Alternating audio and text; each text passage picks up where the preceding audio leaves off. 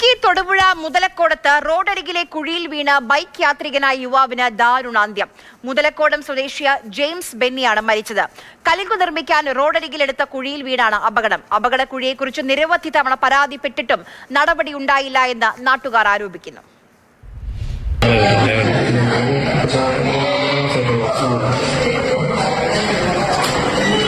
തൊടുപുഴ മുതലക്കുടത്തിന് സമീപം മാവിൻചോട്ടിൽ ഇന്നലെ രാത്രി 10:30 അപകടമുണ്ടായത്.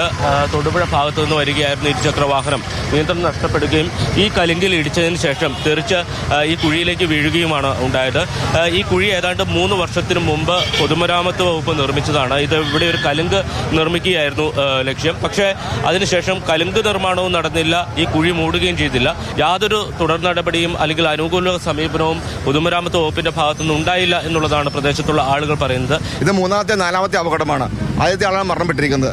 താലൂക്ക് വികസന സമിതിയിൽ കഴിഞ്ഞ 3 വർഷമായി ഇവിടുത്തെ ഒരു പൊതുപ്രവർത്തകനാണ് ദിലീപ്.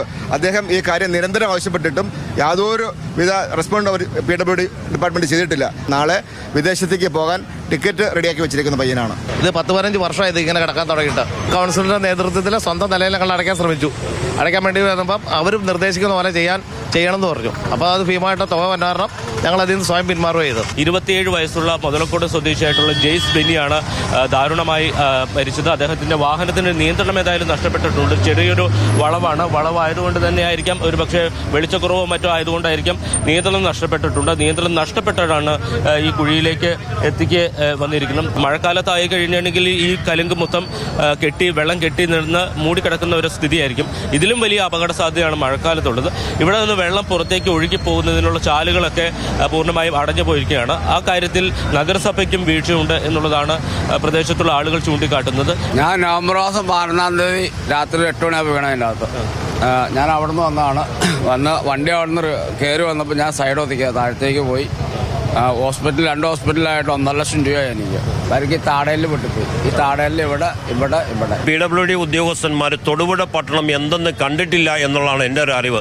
മരണം സംഭവിച്ചു കഴിഞ്ഞപ്പോൾ പെട്ടെന്ന് വരുമെന്ന് പറഞ്ഞതല്ലാതെ ഇതുവരെ ഈ സ്പോട്ടിലെത്തുവാനോ ഇത് ശ്രദ്ധിക്കുവാനോ ബന്ധപ്പെട്ട ഉദ്യോഗസ്ഥന്മാർ തയ്യാറായിട്ടില്ല. ഉദ്യോഗസ്ഥന്മാരുടെ കൊടും ക്രൂരതയാണ് ഇതിൽ കാണുവാൻ കഴിയുന്നത്. ഇവിടെ ഇങ്ങനെ ഒരു അപകട സാധ്യതയുണ്ട്, അതുകൊണ്ട് ആളുകൾ ശ്രദ്ധിച്ചു പോകണം എന്നൊരു സൂചന നൽകാൻ ഒരു ചുവന്ന റിബൺ പോലും വലിച്ചു കെട്ടാൻ ഇവിടെ പൊതുമരാമത്ത് വകുപ്പോ മുനിസിപ്പാലിറ്റിയോ തയ്യാറായിട്ടില്ല. അതാണ് ഇത്തരം അപകടത്തിലേക്ക് നയിച്ചത് എന്നുള്ളതാണ് പ്രദേശത്തുള്ള ആളുകളുടെ ആരോപണം. സംസ്ഥാനത്ത് പലതവണ ഇത്തരത്തിലുള്ള അപകടങ്ങൾ ആവർത്തിക്കപ്പെടുമ്പോഴും പൊതുമരാമത്ത് വകുപ്പ് ഉദ്യോഗസ്ഥരുടെ ഭാഗത്തു നിന്നുണ്ടാകുന്ന അനാസ്ഥ വളരെ ഗുരുതരമായി തന്നെ തുടരുകയാണ്. മുതലക്കോടത്ത് നിന്ന് വിനു കാഞ്ഞിരപ്പള്ളിക്കൊപ്പം ജയനസ് രാജു, മാതൃഭൂമി ന്യൂസ്.